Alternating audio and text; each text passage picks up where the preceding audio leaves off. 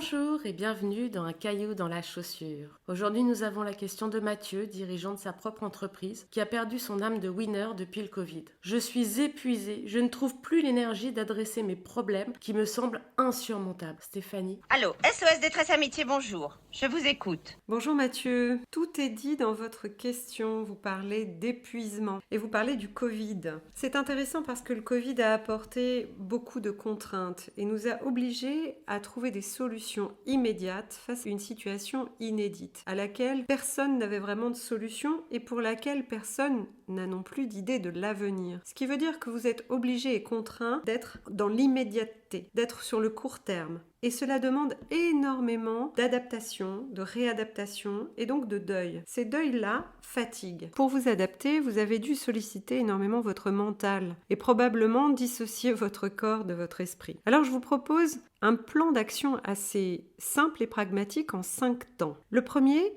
vous allez prendre un cahier qui ne sera qu'à vous, un joli crayon, et vous mettre dans un coin pour commencer à lister l'ensemble de ce que l'on va appeler vos deuils. Ce sont des petites situations, plus ou moins importantes, qui sont des changements par rapport à hier. Des changements de relations, des changements de compétences, des changements de paradigme, qui aujourd'hui vous coûtent, vous fatiguent, et qui vous amènent ou qui vous ont amené à devoir changer votre regard, vos habitudes, vos modes de fonctionnement. Listez si elles sont aujourd'hui à contre-courant et vous déplaisent, si vous êtes en dehors de vos valeurs. Notez tout ce qui est difficile pour vous et dont vous n'aviez peut-être pas pris conscience, Mathieu, parce que vous avez dû réagir et réagir vite. Puis vous posez votre petit cahier dans un coin et vous allez prendre du temps pour vous, seul, pas avec votre famille, pas avec vos collaborateurs. Seul, vous partez 2 jours, 3 jours, 10 jours, 1 semaine, 3 semaines, 1 mois, peu importe. N'écoutez pas votre agenda, n'écoutez pas votre tête, écoutez votre besoin,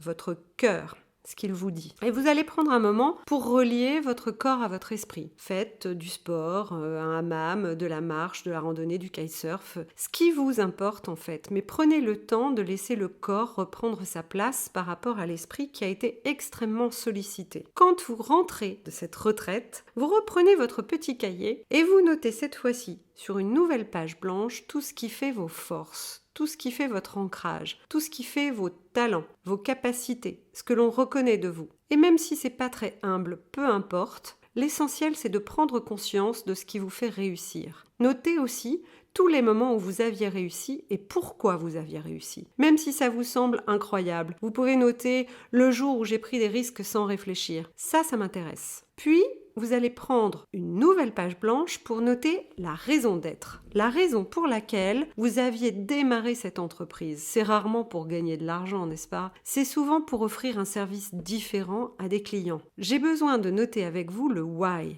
le sens, le pourquoi vous faisiez les choses. Notez vos valeurs, ce que vous avez besoin de voir vivre dans votre entreprise. Demandez s'il le faut un regard à des pairs qui vous connaissent bien. Organisez un temps de co-développement pour les entendre vous dire à la fois ce qui fait votre force, à la fois ce qui fait votre raison d'être. Une fois que tout cela est posé, vous relisez sereinement le soir avant de vous coucher. Vous voyez, c'est une belle ordonnance que je vous donne, Mathieu. Et le dernier jour, point 5, vous allez noter, bâtir un plan correctif.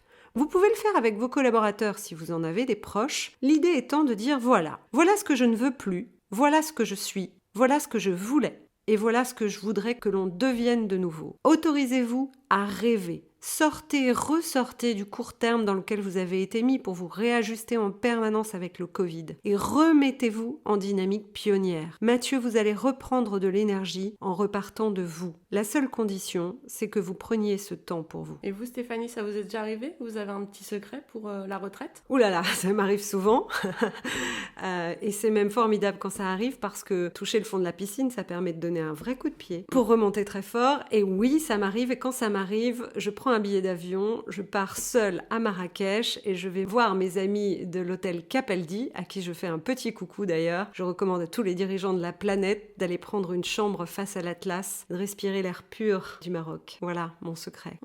Très bien, nous prenons note. À très bientôt. À bientôt.